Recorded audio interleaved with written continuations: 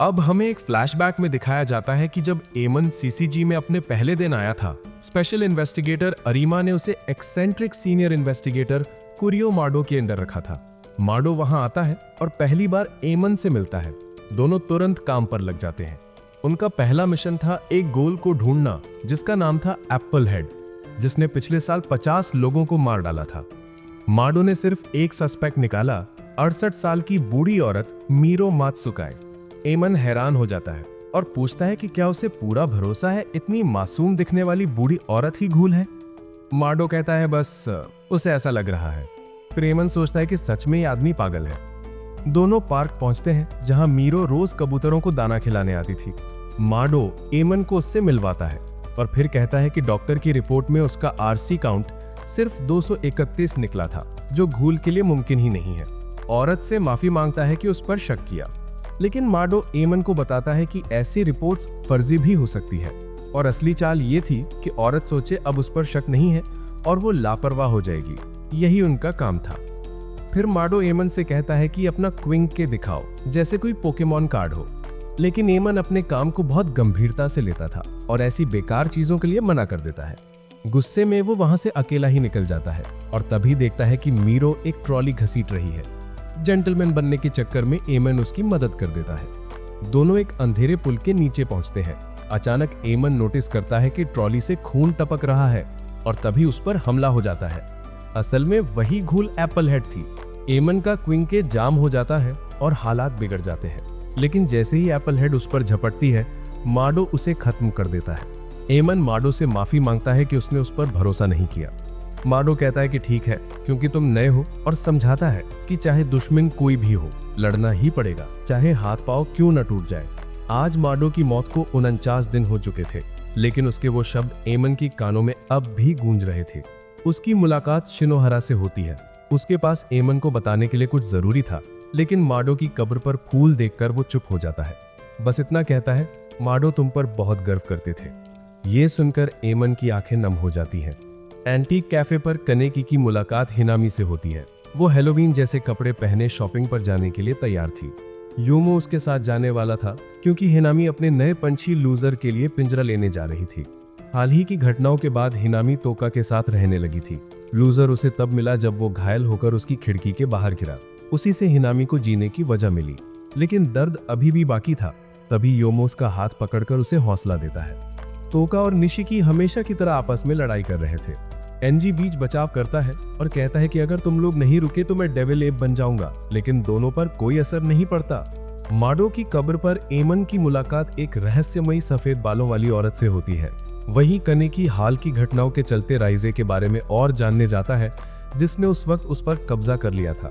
राइजे के बारे में ज्यादा जानकारी किसी को नहीं थी, क्योंकि उसके 20th वार्ड में उसे कोई भी अच्छे से नहीं जानता था। इससे पहले वो 11th वार्ड में रहती थी, इसलिए टोरी कनेकी को कहती है कि जवाब वहीं मिलेगा। वापसी में कनेकी की टक्कर एक सफेद बालों वाले लड़के से होती है, जो उसकी उम्र का ही था।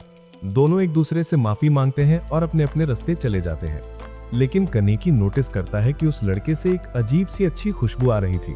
दूसरी तरफ उस लड़के ने कनेकी का बटुआ चुरा लिया था, लेकिन उसमें इतने पैसे भी नहीं थे जितने शायद उसके पास खुद ही थे। अगले दिन जब कनेकी और हाइड न्यूज सुन रहे थे, तो हाइड बुड़बुड़ाता है कि 20th वार्ड पहले से बदल गया है। वो फिर बताता है कि यहाँ शायद कोई घूल ऑर्गेनाइजेशन मौजूद है। वो बताता है कि अचानक बेन जीटर और गौरमे जैसे घूल्स क्यों गायब हो गए। वो सब बहुत अटेंशन खींच रहे थे। ये सुनकर कनेकी का चेहरा उतर जाता है, लेकिन हाइड उसकी टेंशन कम कर देता है जब वो घूल्स पर एक किताब लाता है और उसे कनेकी के हाथ में थमा देता है। कनेकी उस किताब में खो जाता है, लेकिन जाते वक्त हाइड अपने चेहरे से साफ कर देता है कि वो कुछ छुपा रहा है।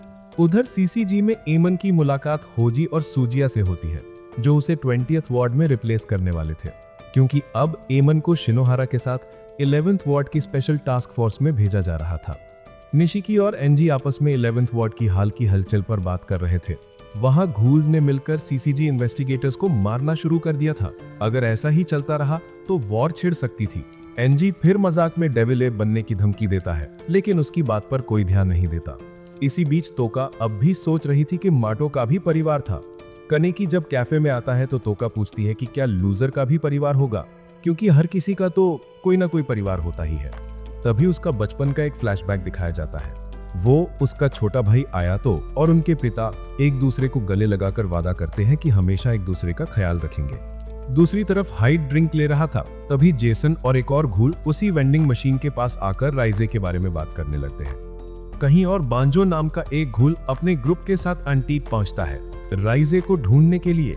11th वार्ड में एक नीले बालों वाला घूल सीसीजी इन्वेस्टिगेटर्स को बेरहमी से मार देता है।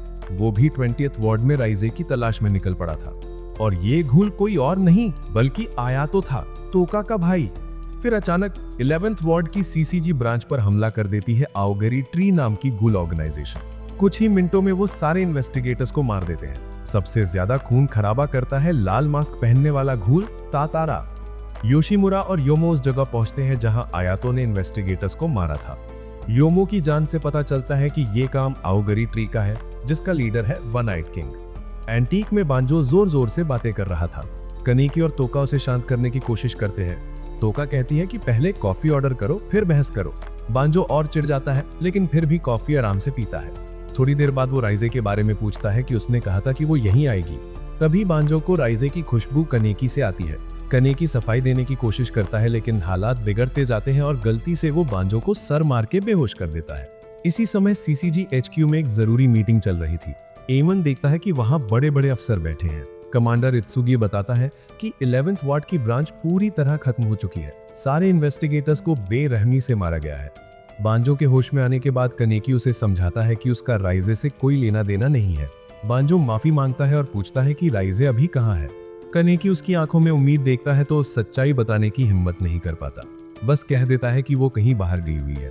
बांजो फिर कनेकी से कहता है कि अगर वो कभी राइजे से मिले तो उसे कहना कि भाग जाए, क्योंकि आओगरी ट्री जिसने हाल ही में 11th वार्ड पर कब्जा कर लिया है उसी की तलाश में है। लेकिन जैसे ही वो ये बात कह रहा था, तभी अचानक कोई कैफे में घुसकर बांजो को गिरा देता है। तोका सीधे अपने भाई आयातो के पास जाती है और पूछती है कि वो अब तक कहाँ था। आयातो कोई सीधा जवाब नहीं देता और दोनों भाई बहन भिड़ने ही वाले थे कि तभी यामोरी उर्फ जेसन अंदर आता है। उसके साथ था निको, जिसे लोग फेरी भी कहते थे। उधर वो पिक पॉकेट वाला लड़का यानी सुजिया जूजो शहर में ऐसे घूम रहा था जैसे कोई खोया हुआ पालतू।